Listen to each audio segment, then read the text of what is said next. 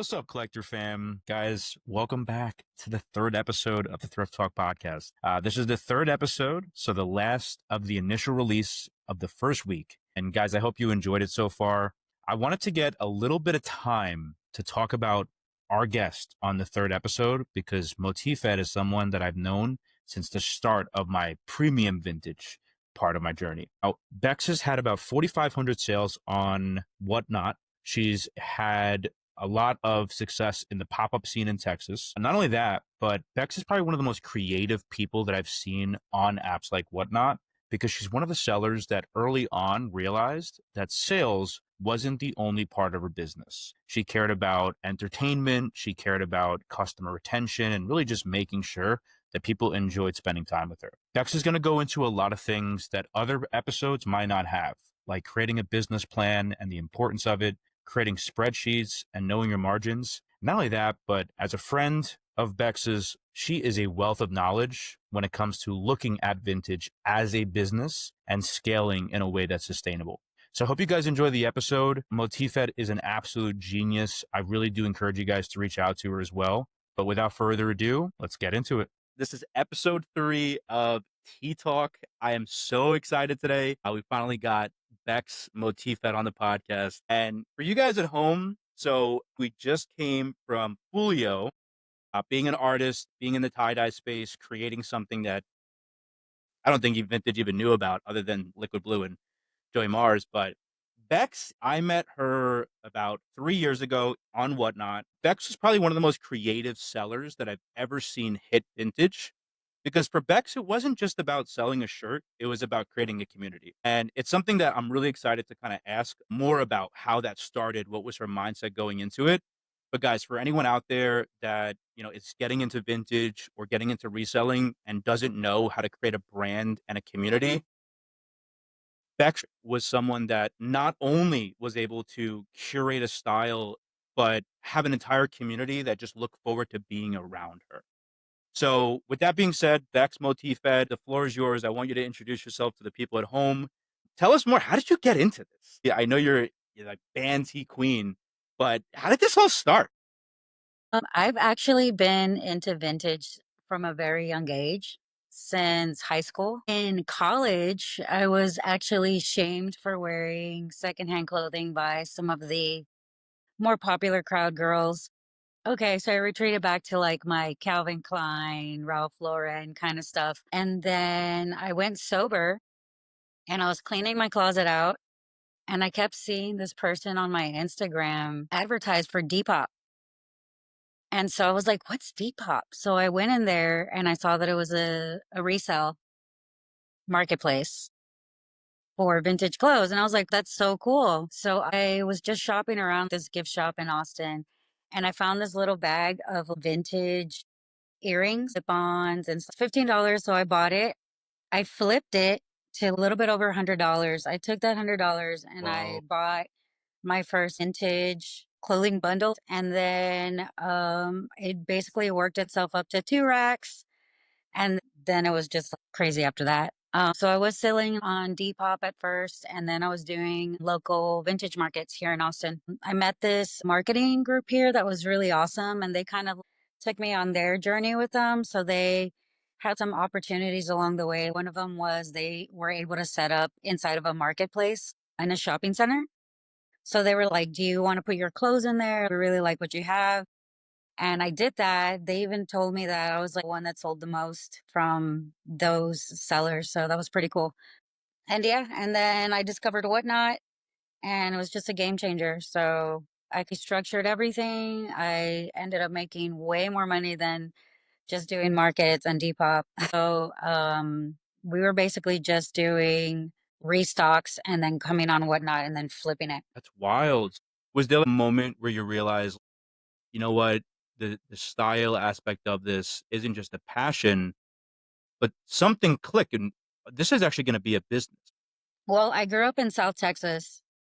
There's like a bunch of rag houses down there. And I actually used to shop those rag houses when I was younger. No way. So when I was in high school, I would any of my friends that I could bring with me, I'd be like, "Hey, do you want to go thrift shopping and they would be like, yeah. And then I would take them to these warehouses with mountains of clothes and they would be like, what the hell? And they would, like pick like one thing or nothing. But I was in there, having an excuse to just kind of, dig through things. And so I was kind of remembering that. So it kind of happened like this. So I was in New York in like 2010 and I walked into this thrift shop. But I was looking at shirts. It was like Mickey Mouse ringer tees, $50. And I was, what? And then I was just flipping through the racks and it was like 50, 75, 100, 150. And I was like, I could get this stuff at the rag house for like No cents on the way. dollar. So my mind from that moment on kept wanting to do something with vintage resale. My mind was just always kind of like revolving around that, but I was just never doing anything about it. So then when we did Whatnot, I know these rag houses down in South Texas where I'm from, and we can go down there and we can pick our own clothes. So we went down there and it was 10 cents a pound. And this was early days Whatnot. So we ended up buying, I think it was $88. It's all documented on my IG, by the way. I think it was $88 worth of clothes and it was over 400 shirts. So we brought those back. You had the plug Just before. and I was like obsessed. So I would just stay up all night, go to work, sleepy, come back, just completely obsessed for just years, just doing the same thing, wash and repeat. But yeah, I mean, at that point, I was like, if these numbers you can flip, it's gonna, even if you sell everything at a dollar, that's still profit. Um, so it's just having constant sources to be able to restock. That's wild. It's so funny too because I remember when I first met you, I used to call you the plug in your chat.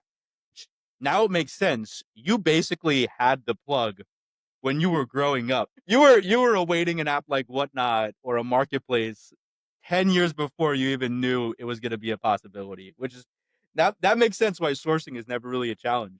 What about Whatnot? I've always said to anybody that's on Whatnot, you created the most creative brand on Whatnot. I mean, between your trivia nights and themed shows and even the curations, picking your own niche in the metal and the band, the grunge scene.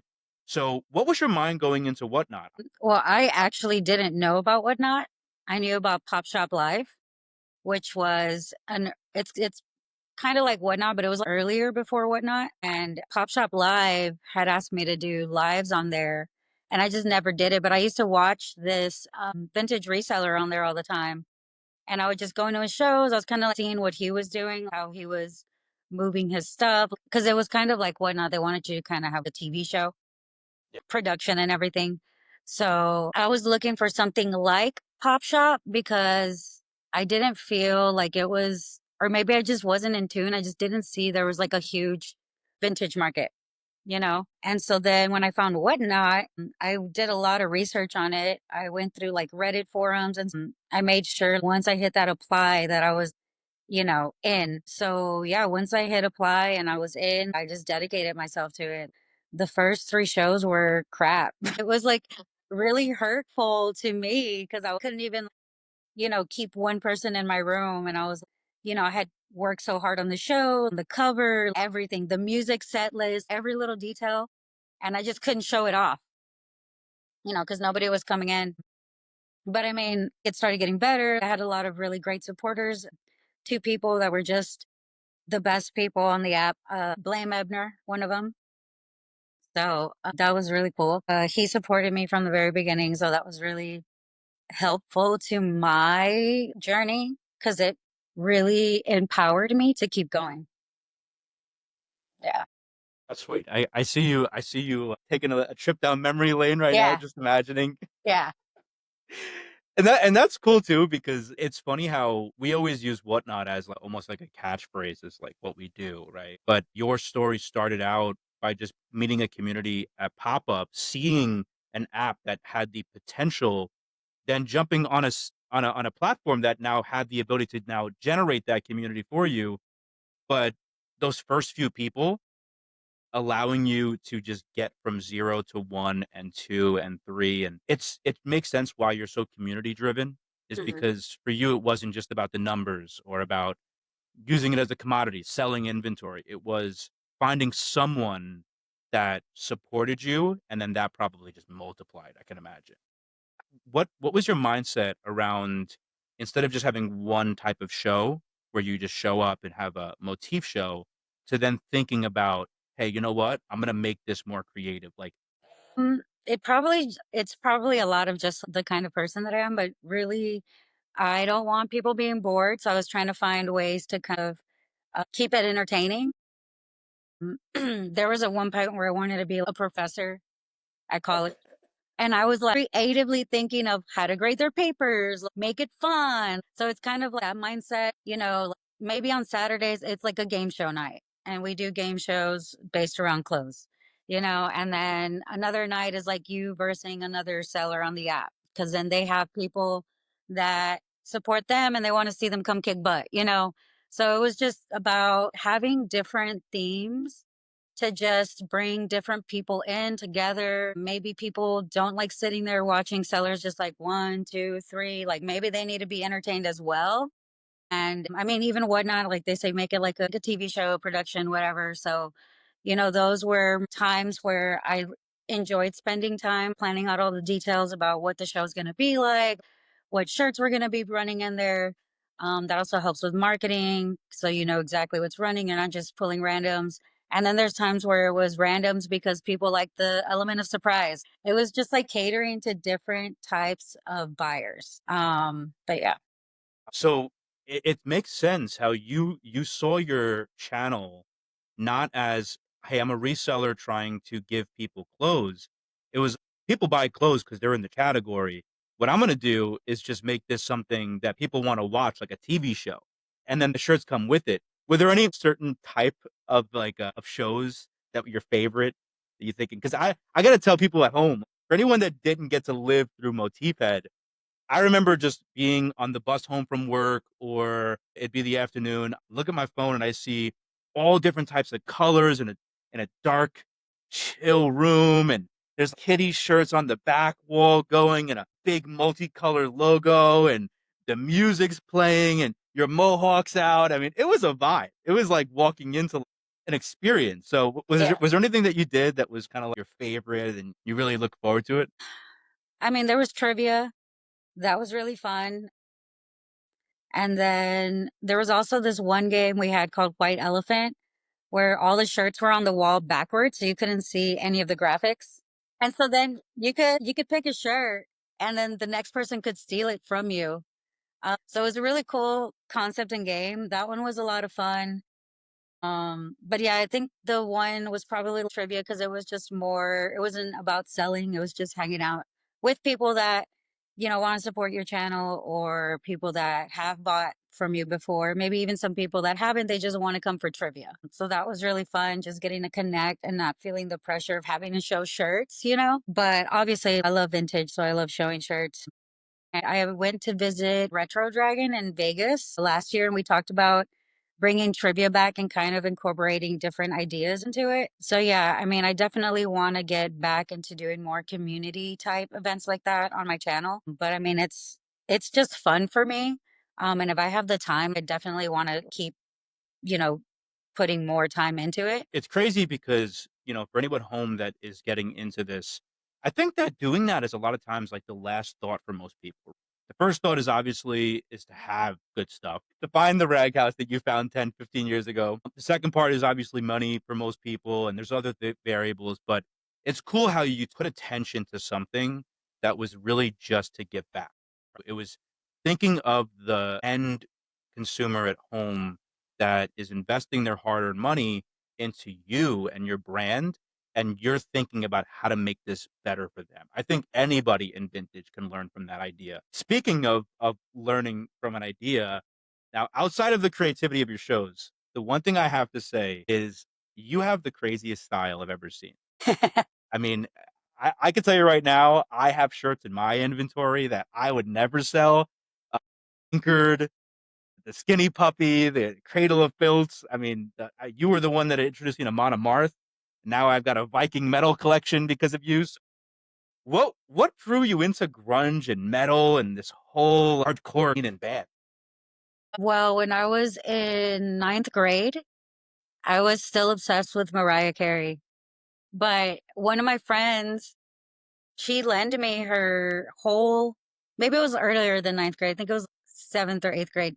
She lent me her whole CD, and my whole life Mhm. changed after that. That'll do it. I- Courtney Love, who's Mariah Carey. And then I just basically kept trying to find bands like that. It just really resonated with me, and I just kept wanting more and more of it. I would go to punk shows all in the valley. I would hang out with all these punk bands. They would come into town.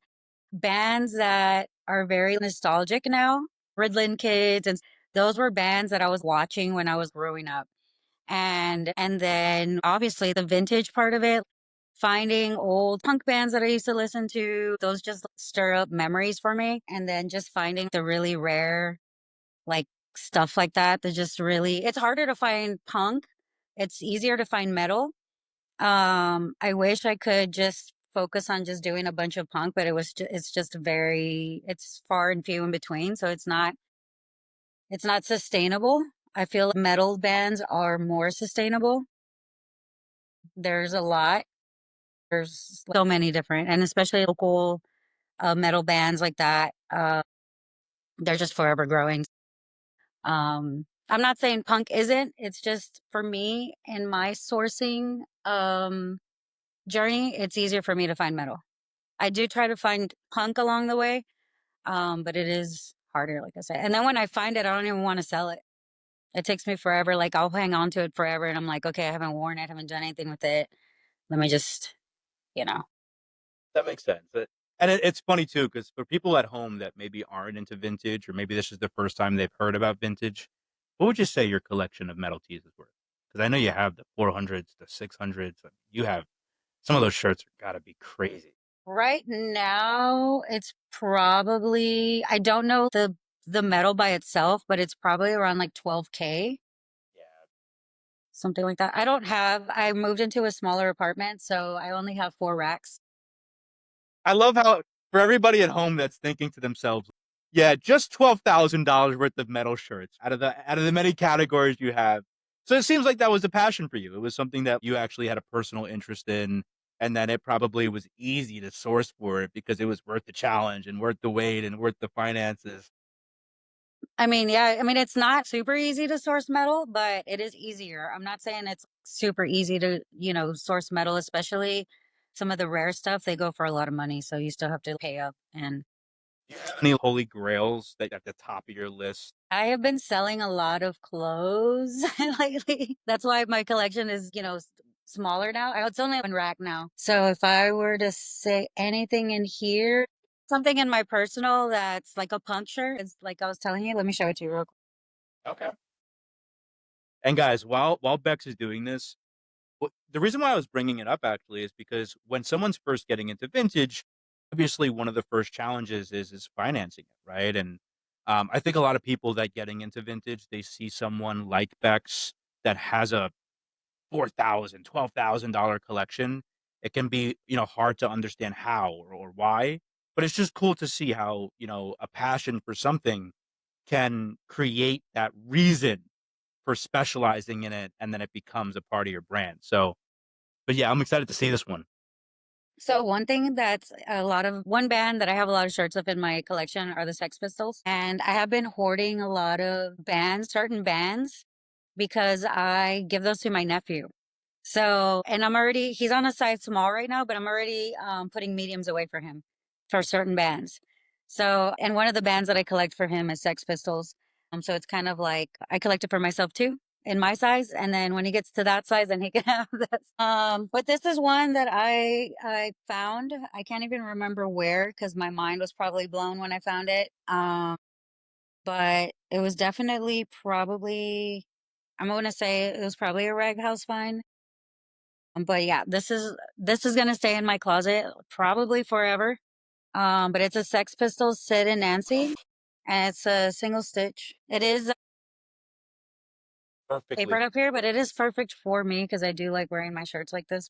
So sick. Oh my God. But yeah, that's That's probably a grail.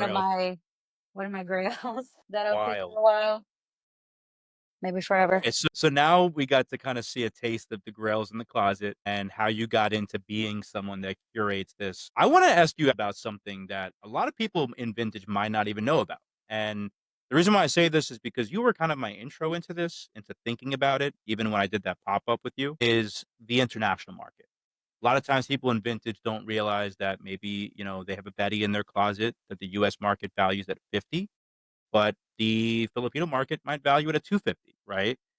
And I didn't even think about that until I met you and you just casually mentioned it. So what would what is something that someone can do at home that maybe is thinking about selling overseas, or maybe they don't even know where to start? How did you learn about it initially? Just honestly, the floor is yours. You're the breadth of knowledge on this one. I won't tell you where I was sourcing from. Okay. I'm also very creative when I source. I would say that these sources are available to you guys. Just open up your eyes a little bit more and start seeing opportunities a little bit clearer. That's all I can say. But that's where, I basically got in contact with international sellers and basically started relationships with them. And I mean, that's pretty much how I learned. So I was sourcing online, so that's a little hint too. So No, I mean, the one thing I will say, and I want to say this for the people at home and even for you, right? As resellers, our goal isn't to just tell everybody, give them the keys to the castle, right? Because that's the fun. The fun is the journey of how you can go from your first band tee that may not even be a real band tee, right? It could be a reprint or something, to eventually having $12,000, the craziest grails that you can find.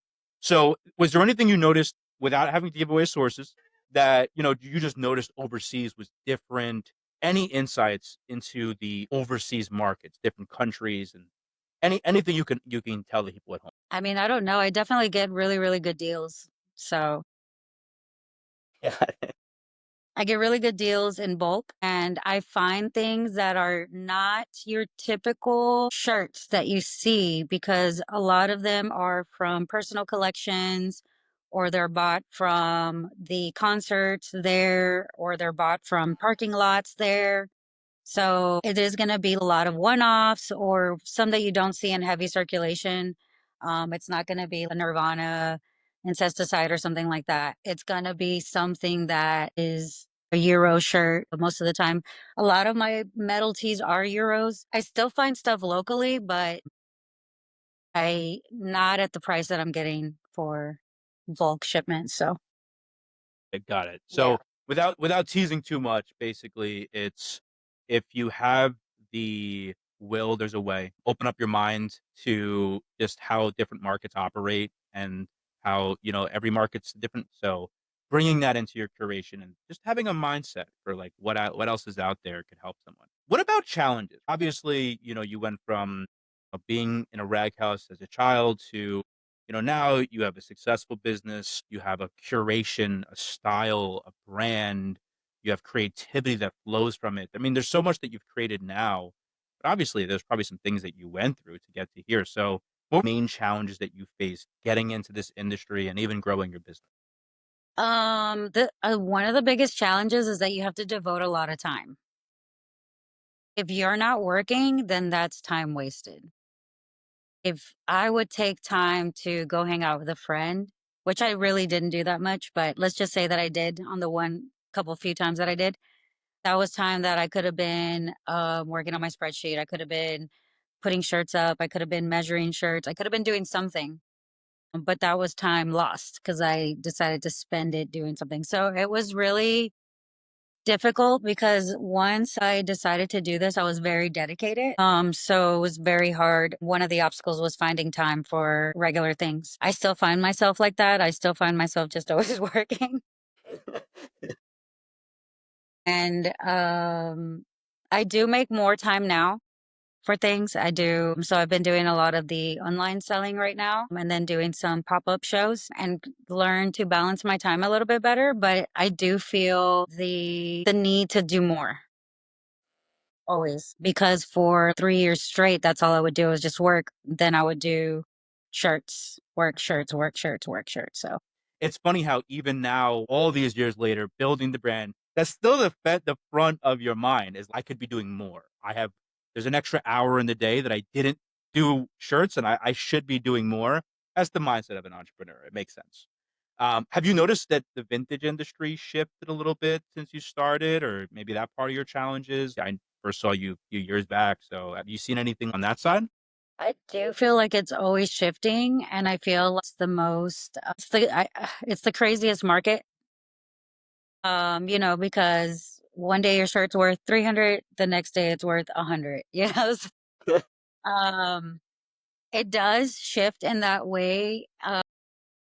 And then it has all these different factors depending on where you're trying to sell. You're selling on a marketplace, you're going to sell all your best shirts and you're going to have, that initial drop, you're just going to have tons of sales.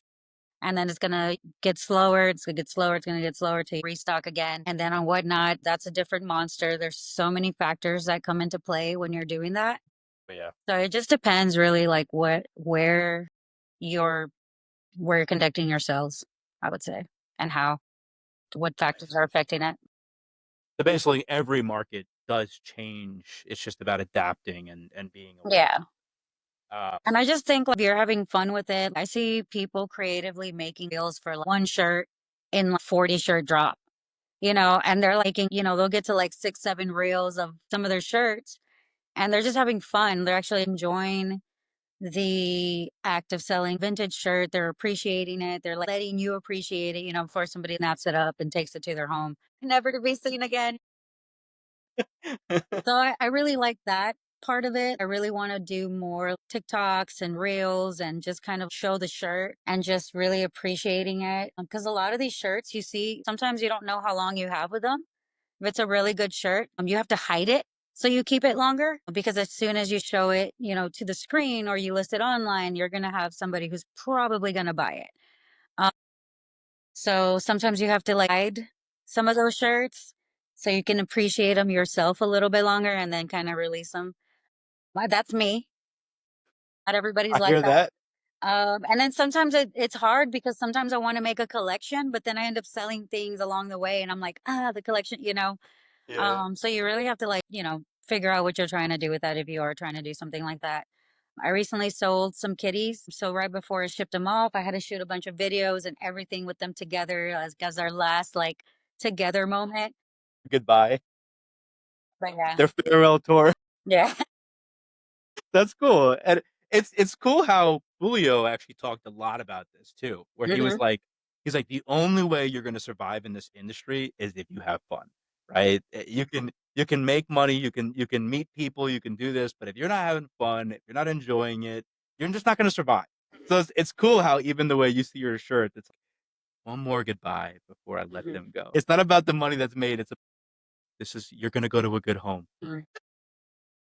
What about the community? Do you feel like the community itself, obviously you were in this very young and it became a part of you very young, but now being a part of the community, do you feel like anything shaped you that, now that you're a part of communities like Whatnot and pop-ups and anything that you feel now, maybe it's changed you?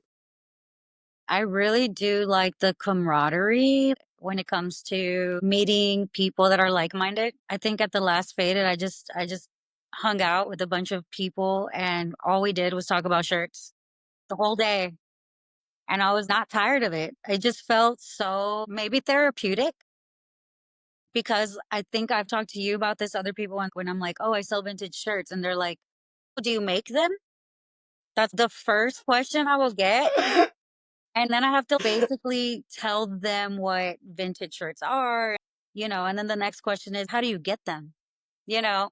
Yeah, So it was just nice to talk with people that already do what you're doing and they're not annoyed because they also want to talk about shirts. But I really just like connecting with people, talking about shirts. And even if let's just say it's here in Austin, I see the same sellers. It's, hey, how's life? Sometimes you don't talk about the shirts. You're just a normal person and you got to be, how's your day going? Everything good? Got any good shirts? But, just formal greetings. But yeah, I really just love connecting with people face to face. Even on Whatnot, I still feel a sense of connection with like people that are coming into the chat and they're like, buying shirts, or they're sending me messages and they're like, "Hey, I really liked what I bought," or anything like that. Just also makes me feel really good too. But I just really like connecting with people on any face to face. But whatnot is just like it's like a shortcut. You don't have to leave your house. You don't have to, jump on a plane. Everybody's that wants to be there is in your chat room, and you can hang out and show them shirts, and they're not annoyed because this is shirt time. But I do catch myself talking about shirts way too much if somebody lets me. And then I just realize they're not part of the culture, but it is fun talking about it and exposing new eyes and people to it. That's a lot of I fun. agree. It's so funny too because one of my brokers actually said to me, he said the reason why vintage is so big for a lot of people is because in times where life gets hard, and we get older, things get hard, right? Things don't always get easier. Being nostalgic is so therapeutic, and I think that's a universal concept that a lot of people can appreciate.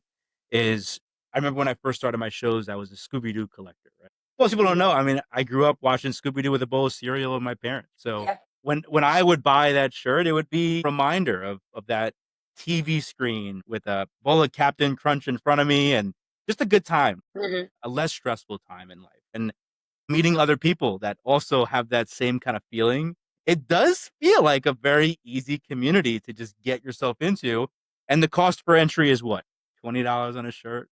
So it's cool how that's become a cornerstone for how you even see an event is, hey, I'm going to go there and someone's going to talk about skinny puppies.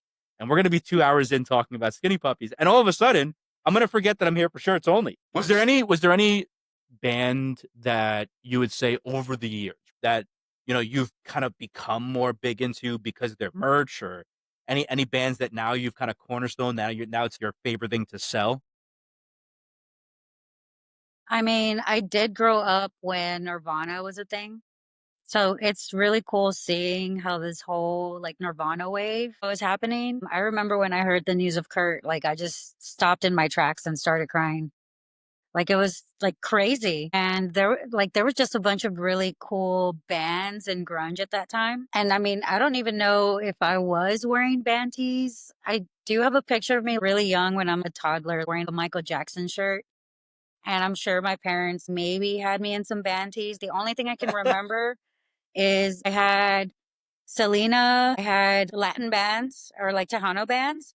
And then I had a bunch of bootlegs of the rappers. It used to be like all their faces and stuff. Yeah, yeah, yeah. And and I used to wear those, kinds of shirts. So just kind of seeing now a band like Nirvana, a band that I really, really, really liked growing, it was like Hole in Nirvana for me. And just kind of seeing how their shirts go. And now my nephew, he's 15 and he likes Nirvana.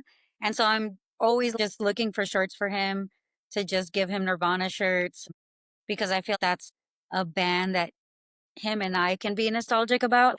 It's not a nostalgia for him, I guess, yet. It's a nostalgia for me, but he's listening to old bands, and that's pretty cool because that's a band that I really did like growing up. And I know it's a band that everybody has. I mean, you bring a Nirvana shirt out and everybody loses their freaking mind to Oh this yeah. day. But I mean, I'm not gonna shy away from talking about that because I really feel it was a staple in my music listening when I was growing up. So I don't think there was a day that I did not listen to Nirvana growing up. I listened to them every day until I still listen to them today, but I mean, I've listened to them every day for probably a decade. So, um, That makes sense. That makes sense. Why are you the band queen? What would you say? I mean, it's so nice to talk to you because, I didn't even realize that you were basically growing up into this, and it makes so much sense because, I mean, you're the plug, you're creative, you have so much confidence in your business. What would you give as tips would you offer someone that's just starting, right? Maybe they heard this podcast from a friend and, they don't know really what, how to get into this, and what advice would you give to that person that's starting today? I would say have a business plan for sure. If you don't know how to start a business plan, you can Google it, input your ChatGPT. information in there input your information in there. And then I would definitely try to come up with the money for your first haul. And then I would probably see if if it's possible for you to open a separate either account or bank account just for your clothes, always just keep reusing that money for clothes and try to make your business grow from that. Have a spreadsheet so you know if you're making money or not. A lot of people don't keep one, so they don't know their profit percentages. Try to keep your profit percentages high, as high as you can. Don't let them go below 10% because then you're not making any money, not in vintage. And yeah, those would be my top 3 tips. Makes sense. Makes sense. And it's funny too, because our first episode we had on Roxy that was just talking about the general idea of scaling slow, Hmm. being calculated, really taking the time and invest slow because you don't want to over leverage. Our second episode, we had Julio, which said, forget that, full steam ahead, jump into the pool, don't check the temperature of the water, just dive in.